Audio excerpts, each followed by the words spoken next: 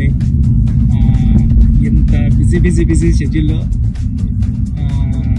చిన్న రిలీఫ్ కోసం ఈ టెన్షన్స్ అన్నట్ల నుంచి నన్ను ఒక పర్సన్ వచ్చి డ్రైవ్ తీసుకొచ్చారండి. ఎవరో తెలుసా అండి. Thank you Charan sir.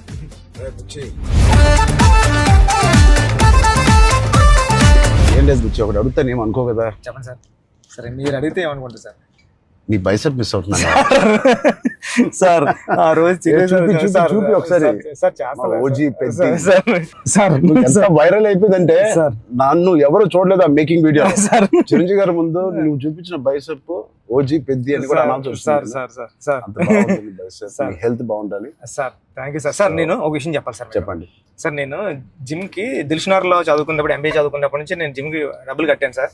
కానీ వెళ్ళడం రావడం ఎప్పుడు అంత సీరియస్ గా తీసుకోలేదు కదా సార్. మిమ్మల్ని చూసిన తర్వాత పెద్దిలో మీ డెడికేషన్ చూసిన తర్వాత నిజంగా చెప్తున్నా సార్, మీ డెడికేషన్ చూసిన తర్వాత అరే చరణ్ సార్కి అన్నీ ఉన్నాయి సరే, హెల్త్ కోసం సినిమా కోసం ఇంత కష్టపడుతున్నారు, మనకి ఏం పని ఉంది అసలు? మనం కష్టపడి రోజు ఎక్సర్సైజ్ 40 minutes చేసుకుంటే బాగుంటుందండి రీల్స్ లోని దాంట్లో చూసినప్పుడు నాకు అంత అనుకున్నాను కానీ సార్, ఎన్నో రీల్స్ సేవ్ చేశాను సార్, కానీ అంత ఇంపాక్ట్ క్రియేట్ చేయలేదు. నేను జిమ్ కోసం నేను సేవ్ చేసిన రీల్స్ చూస్తే సార్, ఆ రీల్స్ నాకు తెలిసి ఒక నెక్స్ట్ జన్మ కూడా సరిపోతుంది రీల్స్ సేవ్ చేశాను సార్. కానీ మిమ్మల్ని చూసిన తర్వాత డెడికేషన్ చూసిన తర్వాత రోజు 40 minutes చేద్దారని మాత్రం చేస్తున్నా సార్. అసలు నువ్వు నన్ను పెట్టిన టార్చర్ కి ఆ బాడీలు రావడానికి, ఆ బాడీలు అన్ని రావడానికి ఒకటి క్రికెట్ బాడీ అడిగావు. క్రికెట్ సార్ అంటే క్రికెట్ బాడీ అంటే అసలు చాలా లీన్ గా మన తిలక్ వర్మ, హార్దిక్ పాండ్యా ఒక షర్ట్ వేస్తే ఎలా ఉంటుంది, ఇదే నాకు చెప్పింది నాకు నరేషన్ అప్పుడు. అదొక బాడీ అడిగావు. కొన్ని రోజుల తర్వాత మళ్ళీ సార్ క్రికెట్ బాడీలో కూడా మీరు కొంచెం బండగా ఉండాలి. ట్రైబల్ వ్యక్తి ఎంత స్ట్రాంగ్ గా ఉంటాడో అది బాడీ బిల్డింగ్ చేస్తే వచ్చే స్ట్రెంత్ కాదు. అవును సార్. ఆడికి అలవాటుగా ఆ కొండలోని అట్లా తిరగడం వల్ల వచ్చిన బాడీ అన్నట్టు అదొకటి అడిగే. అది అయిపోయిన తర్వాత సార్ మళ్ళీ సార్ కొన్ని రోజులు మళ్ళీ షూటింగ్ జరుగుతా ఉంటే సార్ ఏంటి సార్ నాకు ఆ లుక్ రావట్లేదు అంటావు. ఈ లుక్ షూట్ చేస్తే ఆ లుక్ ఎలా వస్తుంది? కుస్తీ లుక్ కావాలన్నా సార్, రెజ్లింగ్ రెజ్లింగ్ లుక్, కుస్తీ లుక్ కావాలంటున్నావు సార్. నిజంగా చెప్పాలంటే సార్ నాకు అడగడానికి కూడా భయం వేసేది సార్. అంటే ఏంటి టైం లైన్ కూడా ఎక్కువ లేదు సార్. అంటే ఇప్పుడు క్రికెట్ అయిపోయినా షూట్ అయిపోయినా కరెక్ట్గా 2 months కి 3 months కి మీరు మళ్ళీ మన షర్ట్ అయిపోద్దండి. అక్కడ షర్ట్ అయిపోతే మీ బాడీ తెలిసిపోద్దండి. మీరు అలా గ్రాడ్యువల్ గా షర్ట్ ఆ బాడీని అలా మెయింటైన్ చేస్తే కుస్తీ టైంకి మళ్ళీ ఓపెన్ చేయడం, అదంతా కూడా చాలా కష్టపడ్డారు సార్. ఆ ఇన్స్పిరేషన్ తీసుకునేందుకు నిజంగా సుకుమార్ గారి బ్యాచ్ మీకు దండం పెట్టాలి సార్. మరి మా గురుగారు అంత కాదు సార్. నేను నువ్వా సార్? మీ గురుగారు ఇంకా బెటరే బాబు. బట్ నిజంగా ఇవన్నీ నేను చేసింది సుకుమార్ గారి అసిస్టెంట్ అనో లేకపోతే బుచ్చిబాబు ఉప్పెన తీసిన బుచ్చిబాబు కోసం కాదు. నేను నిజంగా చెప్పాను, I was in love with your script. నువ్వు రాసిన కథ ఆ సరస్వతి దేవి కోసం నేను ఎన్ని చేసినా ఈ సినిమాకి తక్కువే అనుకుని ఏమడిగినా నేను చేశాను. అంత అద్భుతంగా నువ్వు రాస్తావు నీ సబ్జెక్ట్. ఆ సబ్జెక్ట్ కోసం ఆ సబ్జెక్ట్ చేయించుకుంది నాతో అనొచ్చు. నేను నువ్వు కాదు సార్ నువ్వు రాసిన అంటే సార్. Thank you sir. కానీ అంటే మళ్ళీ ఇది అయిపోయిన తర్వాత ఇంకొక సెటప్ ఉందండి, మళ్ళీ దానికి బాడీ ఇచ్చారు. Surprising sir. కానీ ఆ బాడీ ఇవ్వడం కానీ ఇది చాలా స్ట్రగుల్ సార్. అంటే మీ మూడ్ స్వింగ్స్ అన్ని అంటే అక్కడ మళ్ళీ మీరు మళ్ళీ కష్టపడి ఆ ఇసుకలో దిగాల, అబ్బాయి ఎండల్లో షూటింగ్ చాలా చాలా టఫ్ అయిపోయింది సార్. నన్ను మాత్రం క్షమించండి. నిజంగా మనస్ఫూర్తిగా చెప్తున్నాను, నాకు ఏ రోజు కష్టం ఎందుకు అనిపించలేదు అంటే I really enjoyed this process. నచ్చిన పని చేసేటప్పుడు శ్రమ తెలియదు అంటారు కదా, నాకైతే అలా అనిపించింది. బట్ ఇవాళ షూటింగ్ అయిపోయిన తర్వాత నాకు బాగా తెలుస్తుంది, ఎందుకంటే నొప్పులు ఎక్కడెక్కడి నుంచో నొప్పులు బయటకు పడుతున్నాయి. ఇది మా పాపను కూడా ఎత్తుకోవడానికి ఈ చెయ్య కొంచెం నొప్పేస్తుంది. రేపు ఎల్లుండో వెళ్ళి చిన్న ఎక్స్రే తీయాలి. అంటే ఆ కుస్తీలో చేయి పట్టి పట్టి పట్టి అది అదురు ఉంటది, అదిరి కొంచెం ఏదో అయింది దీనికి. మళ్ళీ మీకు చేతికి అది కుస్తీలో పట్టడం, ఆ పైల్వాన్స్ అందరం తిరగేయడం అట్లతో పాటుగా మళ్ళీ సార్ పైగా నువ్వు పెట్టింది ఆర్టిస్ట్ కాదు, నిజమైన పైల్వాన్స్. వాళ్ళని బతిమాలి బాబు నువ్వు యాక్టింగ్ చేయరా బాబు అని చెప్పడానికి వాళ్ళకి టర్న్ అవడం గట్రా రావట్లేదు సార్. సినిమా యాక్షన్ చెప్తే వాళ్ళు నిజంగా కుస్తీ నిజంగా పైల్వాన్ పట్టుకుంటున్నారు. పాపం సారీ సార్ అంటున్నారు. మళ్ళీ స్పోర్ట్స్ మ్యాన్ ఇన్స్టింక్ట్ ఉంటుంది కదా, స్పోర్ట్స్ మ్యాన్ స్పిరిట్, అది ఎంత మనం యాక్టింగ్ చేయరా అన్నా కూడా రాదు వాళ్ళకి. అలా నాకే ఊపు వచ్చే ఒరిజినల్ గా వచ్చేసి మిమ్మల్ని మీ ఒక ఫైల్ మ్యాన్ అయితే పట్టుకొని వచ్చేసి టప్ మని మీ నెక్క దగ్గర పట్టుకొని అదెందుకు సార్ కుస్తీలో మీ కొన్న మీద అంత తప్పదు అయితే నేనైతే పానిక్ అయిపోయాను సార్ నేను లేచి అదైతే చాలా అంటే దేవుడు ఉన్నాడు కాబట్టి జరిగింది సార్ కన్ను మీద అంటే నాకు చిరంజీవి సార్ ఏం చేస్తారని భయం వేస్తుంది. సెకండ్ హాఫ్ మనం సినిమా రన్ త్రూ లో కదా తీసాం. సినిమా రన్ త్రూ లోనే మన షూటింగ్ కూడా సీనిక్ ఆర్డర్ లోనే తీసాం మన సినిమా. సో అది తీయడం వల్ల ఐ థింక్ నాకైతే చాలా చాలా హెల్ప్ అయింది మీరు అలా తీయడం వల్ల. ఒకటి మనందరికి ఇది జర్నీ ఆఫ్ పెద్ది కాబట్టి బిగినింగ్ టు ఎండ్ ఆ జర్నీ ప్రకారంగానే మనం తీయడం అనేది అందరికి ఆ మూడ్ లో రావడానికి అర్థమైంది. ఈ సీన్ ఎందుకు తీస్తున్నాం అందరికి అర్థమైంది, ఎందుకంటే దాని ముందు రోజే ఆ సీన్ తీసాం కాబట్టి. రన్ త్రూ లో వచ్చేసరికి మన సెకండ్ హాఫ్ అంతా మనం ఒకే టైం పీరియడ్ లో షూట్ చేసాం. సెకండ్ హాఫ్ అంటే ఏంటి, కల్మినేషన్ ఆఫ్ ఆల్ ద మీరు రాసిన స్టోరీ అంతా culmination, heaviest action, heaviest emotion, heaviest song second half లోనే పెడతాం. సో అంత హెవీ వర్క్ మనకి లాస్ట్ 65 days లో మనం షూట్ చేసాం. నిజంగా దేవుడు లేకపోతే అంత హెవీ వర్క్, అన్ని కుస్తీ ఫైట్లు, క్లైమాక్స్ ఫైట్, క్లైమాక్స్ సాంగ్, ఇంకో సాంగ్ రేరే రారా ఏమి మనకేం అవ్వకుండా మీకేం అవ్వకుండా నాకేం అవ్వకుండా జరిగిందంటే అది నిజంగా పెద్దకున్న బలం. అది పెద్ద సబ్జెక్ట్ కి పెద్ద స్క్రిప్ట్ చేయించుకుంది తప్ప. లాస్ట్ 75 days షూట్ చేస్తాను సార్. ప్రతి సినిమాలో నాకు ఏదో ఒక యాక్సిడెంట్ అవుతూనే ఉంది. RRR లో కూడా కాలు ఎరక్కొట్టుకున్నాను, రంగస్థలం కూడా ఒకటి ఏదో అయింది నాకు గుర్తులేదు. గేమ్ చేంజర్ లో ఇక్కడ లిప్ కట్ అయిపోయింది, ఇక్కడ ఇది అయింది. కానీ ఎక్కడ ఒక్కరోజు మన షూటింగ్ ఆపింది లేదు. అది నిజంగా అది దేవుడు. ఇంకేంటి బుజ్జి సార్ పోస్ట్ ప్రొడక్షన్ ఎలా జరుగుతుంది చెప్పు, సరదాగా అడుగుతున్నా. సార్ రెహమాన్ సార్ అంటే నేను ట్వీట్ వద్దాం అనుకున్నాను సార్, ఎర్రకొట్టి సార్ RRR అని, అంటే మళ్ళీ 2 ఎట్లా అయిపోతుందో నేను వేయలేదు సార్. నెక్స్ట్ లెవెల్ RRR ఇచ్చారు sir Rahman sir. Okay next level అండి. అంటే ఎమోషన్ గానీ నాకు నేను వెళ్ళి కూర్చున్నాను సార్. నిన్నే కూర్చుంటే ఇది మన సినిమా మన విజువల్ ని నెక్స్ట్ లెవెల్ పట్టుకుపోయారు సార్.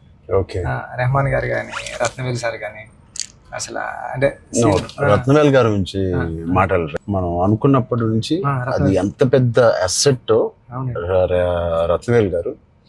ఇట్ ఈస్ అంటే బ్యూటీ షాట్స్ ఇచ్చారు, కమర్షియల్ షాట్స్ ఇచ్చారు, అండ్ కథని అర్థం చేసుకునే విధానం.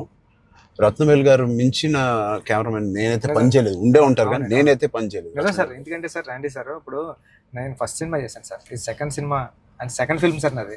ఇంత పెద్ద కెమెరామ్యాన్ ఉండడం వల్ల నాకు చాలా పెద్ద సపోర్ట్ వచ్చింది సార్. ర్యాండీ సార్ లాంటి ఉండడం వల్ల నేను ఏమైనా మిస్టేక్లు చేసినా సరే ఇది కాదు, ఇది చూసుకో ఒకసారి ఆలోచించుకొని వచ్చి చెప్పడం కానీ, దాంట్లో నో డౌట్ సార్. అంత ఆయన కరెక్ట్ చేయడం కానీ అవన్నీ నేను చూసి దాన్ని ఒక్కొక్కసారి ఆయన నెక్స్ట్ లెవెల్ పట్టిపోయారు సార్. వచ్చి ఇలా చేద్దాం మనం అని. లైటింగ్ మాత్రం వేరే స్థాయిలో ఉంటుంది అసలు. సార్ మీకు చెప్పాలంటే ఢిల్లీ ఎపిసోడ్ ఢిల్లీలో ఎలా ఉన్నారంటే సార్, మీరు ఢిల్లీ ఎపిసోడ్ నాకు మిమ్మల్ని చూసిన ప్రతిసారి కళ్ళంట నీళ్ళు వస్తుంది సార్. ఐ థింక్ నా ఫేవరెట్ ఎపిసోడ్ చెప్పొచ్చు లేదో తెలియదు ఇస్ ద ఢిల్లీ ఎపిసోడ్. అంటే నీ కథ మొత్తం నువ్వు ఇందాక 2 గంటలన్నర కథ లేదా 3 గంటల కథ, ఆ ఢిల్లీ ఎపిసోడే మీ కథ. అవును సార్. ఢిల్లీ నేను ఢిల్లీ ఎడిటింగ్ రూమ్ లో చూసిన ప్రతిసారి మీకు కాల్ చేశాను సార్. నవీన్ అంటారండి, ఎడిటర్ నవీన్. ఏమన్నాడంటే అండి, నవీన్ అన్న వచ్చి నువ్వు చూసిన ప్రతిసారి 20 కాల్ చేస్తున్నావు అని. అంటే దాంట్లో ఫ్రేమ్ తీసి కట్ చేద్దామన్నా సరే నాకు భయం వేసి ఇది తీద్దామా లేకపోతే ఇది ఒక్కటే తీసేద్దామా అంటే, నువ్వు ఒకసారి గుర్తుపెట్టుకో, ఈ విజువల్ చూసిన ప్రతిసారి నువ్వు రామ్ చరణ్ సార్ కాల్ చేసావు, నువ్వు ఎలా చేస్తావు ఇది అంటే అవునా అయితే తీనని మళ్ళీ దాన్ని హోల్డ్ చేసి దాని బిఫోర్ ఎక్కడ కట్ చేశాను కానీ ఢిల్లీ కట్ చేయలేదు సార్. ఢిల్లీ ఎపిసోడ్ నాకు సినిమాలో నాకు ఫేవరెట్ ఎపిసోడ్. అవును సార్. ఢిల్లీలో అప్పుడు టెంపరేచర్ కూడా చాలా చలండి, పక్కన షూటింగ్ చేయడానికి కూడా అవన్నీ క్లైమేట్ కూడా కంట్రోల్ లేదు సార్. బట్ ఎపిసోడ్ మాత్రం ఢిల్లీ అని అనుకున్నాం, ఎలా షూట్ చేయాలని అనుకున్నాను. ఆ ఒక్క ఎపిసోడ్ కి ర్యాండీ గారికి 100% మార్క్స్ ఇచ్చారు సార్. అందుకని దాన్ని వైడ్ రేంజ్ ఫ్రేమ్స్ తో స్పాన్ కానండి, అంత కలర్ టోన్ కూడా ఢిల్లీ దగ్గర కలిపితే ఫిల్మ్ కలర్ టోన్ మార్పు సార్.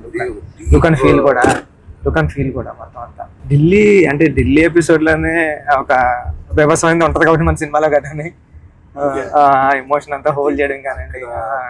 వచ్చే ట్విస్ట్ ఆ, will be the biggest twist in the అవును whole సార్ film. అవును సార్ అవును సార్ అది ఎలా రాసావో నాకు తెలియదు.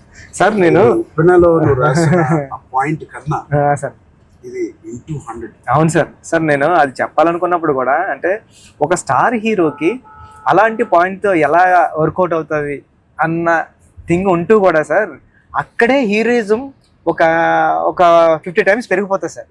అలాంటి సిచ్యువేషన్లో హీరోయిజం పడిపోతుందండి. అలాంటి సిచ్యువేషన్లో ఈ కథలో అలా సెట్ అయింది సార్. హీరోయిజం నెక్స్ట్ లెవెల్కి వెళ్ళి కూర్చుంటారు సార్ ఇక్కడ. చాలా కన్విక్షన్ తో రాసావు. అది అందరిలో ఎక్కిపోయింది నీ కన్విక్షన్. అంటే షార్ట్ లో నువ్వు నాకు ఇంకా గుర్తు, మా ఇంటికి 3 years అవును సార్ back వచ్చింది సార్. అవును సార్ బాగా గుర్తుంది సార్ మీకు. 3 years back వచ్చినప్పుడు సార్ సార్ నువ్వు నేను సుకుమార్ గారు కూర్చుని కథ వినాలని డిసైడ్ చేసిన రోజు అవును సార్. నువ్వు ఎలా చెప్పావంటే కదా 2.5 hours నాకు ఇంకా గుర్తుంది. 2 hours 40 minutes 45 minutes. అవును సార్. కింద మంచి మ్యాట్ అన్ని వేయించి కిందే కూర్చుంటాను. సరే బాబు మీరు కింద దిగిపోయారు సార్. మీరు కింద కూర్చున్నారు. అన్ని సీన్ పేపర్ వేసి dialogue to dialogue scene to scene run through తో సీన్ ఆర్డర్ తో నువ్వు నాకు ఎక్స్ప్లెయిన్ చేసాను. నేను ఫస్ట్ మెస్ప్రైజ్ అయిపోయాను. నా వైపు ఎక్కువ తలెత్తి కూడా సీన్ వైపు కదా చూసి కూడా నువ్వు చదవలేదు. తలెత్తి నాతోనే మాట్లాడావు మొత్తం. అంతలాగా నీకు ఎవ్రీ డైలాగ్ నీకు గుర్తిపోయింది. నువ్వు ఎన్ని సంవత్సరాలు రాసావు ఈ సినిమా నాకు తెలియదు కానీ ఫోర్ ఇయర్స్ ఉప్పిన తర్వాత ఎప్పటి నుంచో డెవలప్ చేసావు. నువ్వు నరేట్ చేసిన గ్రిప్పింగ్ గా నరేట్ చేసిన విధానం కానీ నేను మెస్ప్రైజ్ అయిపోయాను. అసలు ఏ కథ చెప్తున్నాడు తర్వాత చెప్పిన విధానానికి నేను సార్. నాకు డౌట్ సార్, కథే అంటే అక్కడ రామ్ చరణ్ సార్ కాదు, బుచ్చిబాబు కాదు, అంటే కథే అంటే కథను నమ్మిన డైరెక్టర్గా నేను వచ్చాను సార్. కథను నమ్మిన డైరెక్టర్గా వచ్చి మీకు నేరేషన్ ఇచ్చినప్పుడు నాలో భయాలు చాలా ఉన్నాయండి. ఇలాంటి స్క్రిప్ట్ ఓకే చేయడానికి, ఇలాంటి ఎమోషనల్ డ్రామా అంటే పెద్ద అంటే యాక్షను, క్రికెట్, రెజ్లింగ్ కాదు సార్. పెద్ద అంటే ఎమోషను. నేను నేరేషన్ ఇచ్చిన ప్రతిసారి నా కళ్ళంట నీళ్ళు వచ్చాయి సార్. అరే అంటే ఏడ్ చేస్తున్నాను కాబట్టి ఏడ్ చేసిన కొన్ని సీన్లు అక్కడ చెప్పడం కూడా తోసేసేవాడి సార్. కానీ ఇలాంటి స్క్రిప్ట్ని మీరు విన్నప్పుడు మీ ఫీలింగ్ అంటే మీరు ఏమనుకున్నారు సార్? అంటే ఇలాంటి స్క్రిప్ట్ చెయ్యాలనుకున్నారా వద్దా? సుకుమార్ గారు ఇచ్చిన కాన్ఫిడెన్స్ వల్ల, సుకుమార్ గారి బ్యాచ్ వల్ల ఆయన ఎందుకో నన్ను చేయమని అడగడం ఏదో ఒకటి ఉంటుంది. లేకపోతే నాకు లేదు కదా ఇంకేదో ఉంది కదా అనుకునే టైంలో సడన్ గా ఇది చేసాము.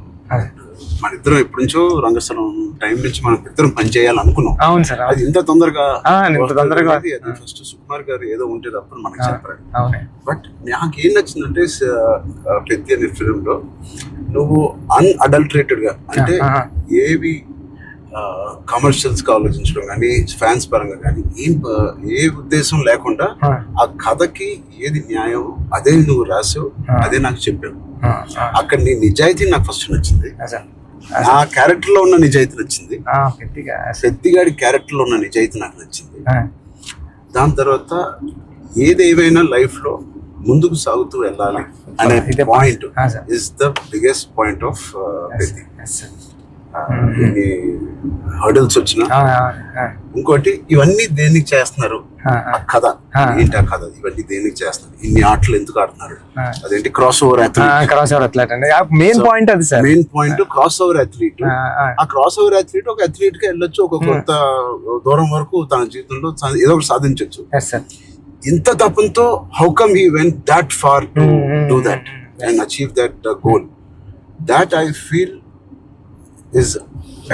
ఐడెంటిటీ, గుర్తింపు కోసం. సార్ నిజంగా చెప్పాలంటే ఈ కథ రాయడానికి మెయిన్ కారణం, మీ దగ్గరికి వచ్చి నేరేషన్ ఇవ్వడానికి కారణం అంటే మీరు ఎప్పుడు మెరుపు టైంలో ఎప్పుడు ఎంట్రీ చేస్తే నాకు స్పోర్ట్స్ సినిమా చేయాలని కోరిక అన్నారు సార్.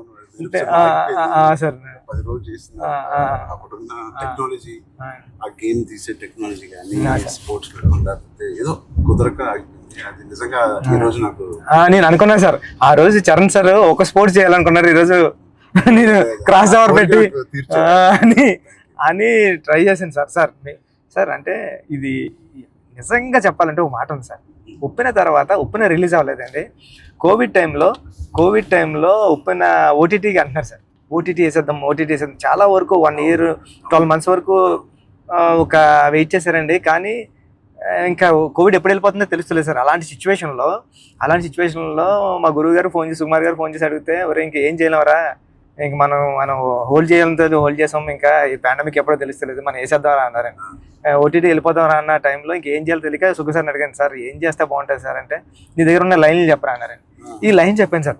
ఈ లైన్ చెప్పినంటే సుఖ సార్ అన్నారండి, ఈ లైన్ అదిరిపోద్దురా, చేయరా, మళ్ళీ కొత్త ఫిల్మ్ అయిపోతుంది, ఐడియా కొత్తగా ఉంది అన్నారు.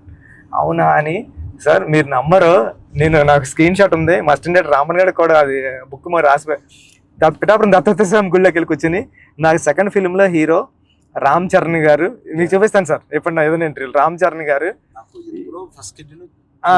అవును సార్, చూపించాను సార్ మీకు. హీరో బెల్లం ఫ్యాక్టరీలో వర్క్ చేస్తూ ఉంటాడు, క్యారెక్టర్ సూపర్ ఉంటుంది, పెద్ది అని రాశాను సార్. ఫస్ట్ ఫిలిం ఇంకా రిలీజ్ కాలేదు, సెకండ్ ఫిలిం రామ్ చరణ్ గారితో డ్రీమ్ అంటే నేను అనుకుంటాను సార్, మనిషి గట్టిగా కోరుకుంటే ఏదైనా అయిపోతుంది సార్, గట్టిగా కోరుకోవాలి సార్. నాకు కూడా ఇంత గొప్ప సినిమాలో హీరోగా చేయడం అనేది గొప్ప రైటింగ్ రావడం అనేది, అది కూడా నేను ఎక్కడో అనుకున్నాను, ఎప్పుడో మెరుపు అప్పుడు అనుకున్నాను ఒక స్పోర్ట్స్ సినిమా చేయాలి మీ సంకల్పమే సార్ అది. అప్పటి నుంచి 10 ఏళ్ళు అయిపోయింది మెరుపు, ఆల్మోస్ట్ 12 years అయిపోయింది. ఆ 12 years నుంచి నా కోరిక, నీ కోరిక ఏదో సరే ఇద్దరిని సుకుమార్ గారు కలిపారు. సుకుమార్ గారు దేవుడు మా గురుగారు తీసుకొచ్చి, అందుకే నేను ఎప్పటికీ మా గురుగారు 2 పని ఉంటాను సార్. నిజంగా ఏదైనా అంత గట్టిగా అనుకోవాలనేది నాకు మళ్ళీ అనిపించింది. అనుకుంటే సాధ్యం అవుతుంది అనేది, అనుకుంటే అవుతుంది అన్నారు. మీరు ఏదైతే అన్నారో ఇదే మన కథ సార్. పెద్దిగడు ఏది వదలడే అండి, పెద్దిగడు పట్టుకుంటే అంటే చిన్న చిన్న ఇన్సిడెంట్లకే ఈ జనరేషన్ అంతానే అది కాదు, ఇది అవుతులేదు అని కొద్ది ప్యానిక్ అయిపోయి రకరకాల డెసిషన్ తీసుకున్నారు కదా సార్. అలాంటి సిచ్యువేషన్ లో పెద్ది చాలా ఇన్స్పిరేషనల్ క్యారెక్టర్ సార్. పెద్దిగడు అందరికీ హృదయంలో ఉండిపోతారు సార్. పెద్దిగడు చాలా ఇన్స్పిరేషనల్ క్యారెక్టర్ అండి. అంటే నిజంగా చెప్పాలంటే పాఠ్యాంశాల్లో అంటే బుక్స్ లో ఉండాల్సిన క్యారెక్టర్ అండి. 7th class నాన్ డీటెయిల్ లో ఉంది సార్. అంటే పట్టుదల ఉంటే సాధించలేనిది లేదని. అలాంటి బుక్ లో నేను రాసినప్పుడు నాకు ఆ కథ గుర్తొచ్చిందండి. అరే విక్రమాదిత్య ఏదో అండి అతని పేరు. అతను చాలా స్ట్రగుల్ అయ్యి అనుకున్నదాన్ని రీచ్ అవుతాడండి. అంటే పెద్దికి కూడా విజయం అంత ఈజీగా దొరకలేదండి. పెద్ది చాలా స్ట్రగుల్ అవుతా తన విజయాన్ని, తన డెస్టినేషన్ ని, తన గోల్ ని రీచ్ అవ్వగలిగాడు. కానీ అంత ఈజీగా ఈ జనరేషన్ చిన్న చిన్న వాటికి కొద్దిగా ప్యానిక్ అయిపోయి అది కాదు ఇది కాదు అంటారండి. ఇది చాలా ఈ జనరేషన్ సెట్ అవుతుంది. ఈ జనరేషన్ కి చాలా ఇన్స్పిరేషనల్ స్టోరీ. మోటివేషన్ అంటే ఐ ఫీల్ ఒక వ్యక్తికి మోటివేషన్ దొరకడం పొద్దున్న లేచి, అంటే ఇలాంటి సిచ్యువేషన్ వచ్చి నా లైఫ్ లో కూడా వచ్చింది. ఇది వాళ్ళ జనరేషనే కాదు, కోవిడ్ టైంలో అందరికీ ఒక రకంగా కొట్టింది కదా కోవిడ్. మానసికంగా కొట్టింది, హెల్త్ పరంగా కొట్టింది, ఫైనాన్షియల్ గా కొట్టింది, ఈ వేరే రకాలుగా కొట్టినాయి. నాకు కూడా ఒక రకంగా కొట్టింది. And it was very low phase అవన్నీ అన్నాను, కానీ ఇట్ ఈస్ అంత స్ట్రాంగ్ వర్డ్స్ నేను వాడట్లేదు. కానీ ఒక కన్ఫ్యూజ్డ్ స్టేట్ లో ఉండేవాళ్ళం. అంటే అప్పటికి RRR మధ్యలో మీకు కూడా సార్, నాకు కూడా RRR 30-40% అయిన తర్వాత ఆ బ్రేక్ పడింది. అయితే 50% తర్వాత ఆ బ్రేక్ పడింది. పీక్ లో నా ట్రైలర్ రిలీజ్ అయింది. అంటే అంత పీక్ బాడీ లో RRR స్టాప్ అయింది. సో ఏం చేయాలి, జిమ్ నేను ఒక అపార్ట్మెంట్ లో ఉండేవాడిని అప్పుడు. దాని తర్వాత ఇప్పుడు ఇంటికి షిఫ్ట్ అయ్యాను కదా.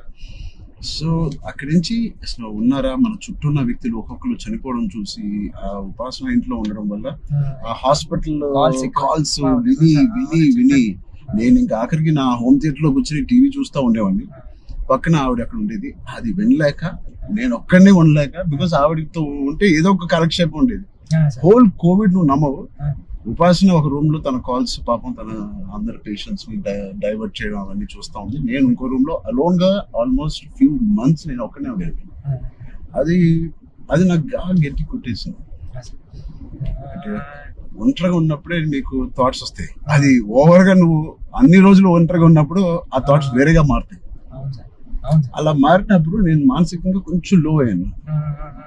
ఆ టైంలో నాకు తెలిసి తిరిగి కోవిడ్ రీఓపెన్ అవుతున్నప్పుడు, ఏవో చాలా ఇష్యూస్ ఉన్నప్పుడు నాకు రాజమౌళి గారు నీకు ఫోన్ చేశాను. రాజమౌళి గారికి ఫోన్ చేసి, సార్ ఒకసారి కలవాలి మిమ్మల్ని అంటే ఆయన వచ్చారు. ఏం చేయాలంటే మళ్ళీ షూటింగ్ స్టార్ట్ అవుతుంది. నాకు అదే జోష్, ఏదైతే షూటింగ్ మనం ఆపామో ఆ టైంలో నాకున్న జోష్ అది రావట్లేదు సార్. నాకు ఏంటో అర్థం కావట్లేదు. ఇంత పెద్ద సినిమా, ఇంత పెద్ద డైరెక్టర్తో నేను చేస్తున్నాను, ఏమవుతుంది నాకు, ఎందుకు నాకు మోటివేషన్ రావట్లేదు అంటే ఆయన చెప్పిన మాట ఇవాల్టి వరకు I have kept it in my heart. ఎప్పుడైనా చరణ్ అది మోటివేషన్ ఏదో ఒక పెద్దది వస్తేనే రాదు, దీనికన్నా పెద్దది ఏముంటుంది, RRR కన్నా పెద్దది మోటివేట్ చేయడానికి. అయినా నాకు రేపు పొద్దున లెగిసి వర్కౌట్ చేసి మీ షూటింగ్ కి రావాల్సిన మోటివేషన్ నాకు రావట్లేదు. అందం ఏంటి నేను. సో చరణ్ అలా కాదు, షూటింగ్ కి ఇంకా 20 days టైం ఉంది. ఇంకా 20 days లో లాక్డౌన్ ఓపెన్ చేస్తున్నారు, ఫస్ట్ లాక్డౌన్. సో నీకు 20 days టైం ఉంది. ఒక పని చెయ్యి, స్టార్ట్ స్మాల్. ఈ రోజు నేను ఇవాళ లెగిసి ఏదో పని అనుకోవాలి, ఆ పని కోసం నువ్వు లెగాలి, ఆ పని దొరకాలి. ఆ పని ఏంటి, ఏమి లేదు ఇప్పుడు కోవిడ్ లో. ఆ పని ఏముంటది, ఎలా ఉండదు. నా బెడ్రూమ్ ద బెస్ట్ బెడ్రూమ్ అంటే క్లీనెస్ట్ బెడ్రూమ్ ఇన్ జూబ్లీహిల్స్ లాగా మార్చాలి అంటే ఎవ్రీ కార్నర్ క్లీన్ చేసుకోవడం అంటే అదే పని. ఇంకా ఒక పని వెతుక్కోవడం అనమాట, ఒక కారణం వెతుక్కోవడం ఆ రోజు లెగడానికి. ఇవాళ లెగిసి జూబ్లీహిల్స్ లో నా రూము, నా ఇల్లు ద బెస్ట్ క్లీనెస్ట్ హౌస్ గా ఎలా మార్చాలి. స్టీమింగ్ చేస్తానా, లేకపోతే కడుగుతానా, లేకపోతే క్లీనింగ్ చేస్తానా, ఎప్పుడెప్పుడు నుంచో ఉన్న బట్టలని తీసి పడేస్తానా, అది లేదా నా garden should be the best garden in Jubilee hills. ఆ ప్లాంట్స్ ని, ఆ కలుపు మొక్కలు తీసేయడం అన్ని నేను చేసి ద బెస్ట్ గార్డెన్ అని నేను నిరూపించుకోవాలి. అది చిన్నదైనా పెద్దదైనా. క్యూట్ గా ఒక ఆ బాల్కనీలో ఉన్న అపార్ట్మెంట్ అయినా the best apartment balcony in the whole apartment గా ఎలా చేయాలి. ఆ చిన్న చిన్న కారణాలు వెతుక్కొచ్చారండి ఇలాగా. లేకపోతే నువ్వు బిల్డ్ చేసే నీ ఫామ్ హౌస్ ఏదైతే ఉందో ఆ best farm house with all your horses అన్నిటితో నువ్వు చెయ్యి, దాని మీద దృష్టి పెట్టు. సో నువ్వు పొద్దున్న లెగిసి ఓకే నేను కన్స్ట్రక్షన్ వాళ్ళతో మాట్లాడి ఫామ్ హౌస్కి వెళ్ళి ఏదో ఒక పని పెట్టుకోవాలి, మనం ఒక మోటివేషన్ పెట్టుకోవాలి మన లైఫ్ లో. చిన్నగా స్టార్ట్ చేయి, ఆ చిన్న స్టార్ట్ చేసిన మోటివేట్ అవుతావు నువ్వు. ఇంట్లో మొదలైన మోటివేషన్ అది పెద్దగా చేరి యూ విల్ గో టు.